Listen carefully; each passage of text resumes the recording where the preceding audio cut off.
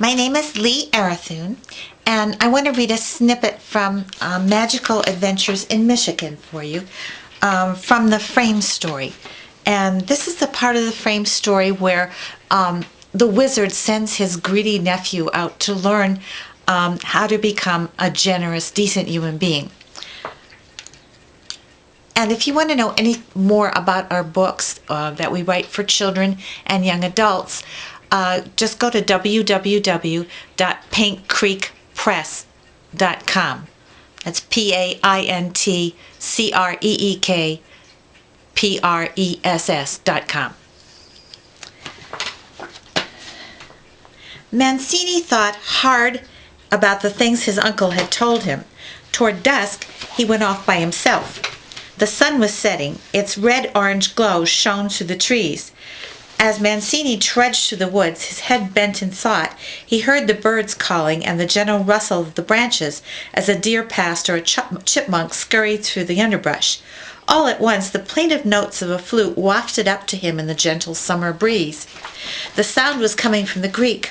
Mancini walked toward the water, looking for the flutist, but there was no one in sight, although the music grew louder with every step he took.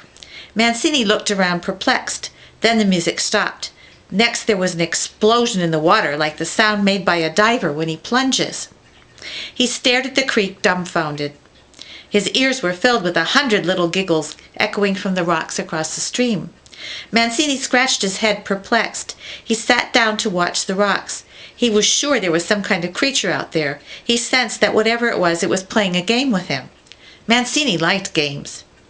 He would wait and see.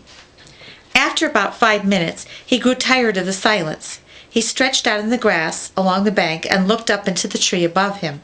It was a sunburst locust, now almost black against the deep navy blue evening sky.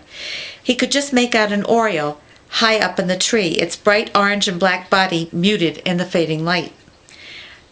All at once, the quiet creek sent a gigantic spray of water over his legs. Mancini sat up with a start. "All right," he said, "I'm fond of games, but I'd like to know who my opponent is." There was a silence.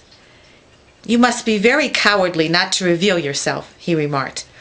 "Or," he continued half aloud, "perhaps you're a magical being.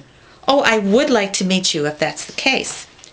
No sooner had he said this than a tiny person with dark skin, a hairy face, a long shiny black braid, and a yellow bathing suit came out of the water. "Well, hello," Mancini laughed, for the little person was no bigger than 5 inches tall.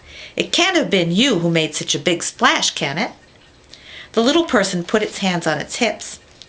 "I'm one of the Memigawezi Anishinaabe, or the Ojibwe language for little people. I can do anything I have a mind to do."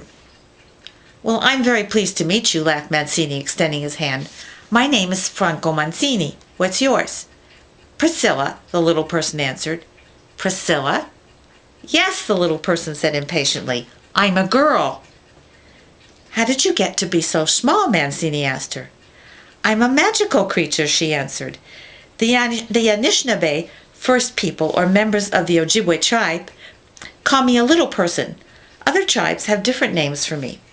"I see. I'm studying to be a wizard," Mancini told her. "I know," the little person replied. Then she cocked her head. "Perhaps you would like to come to our cave to meet the other little people."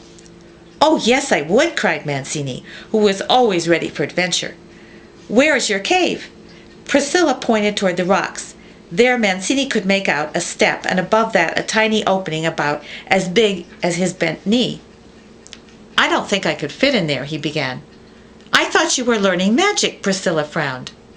"Yes, but I'd have to make myself 6 inches tall or less," he objected. "Then do it." "When it's done, I'll show you our way of life," Priscilla answered.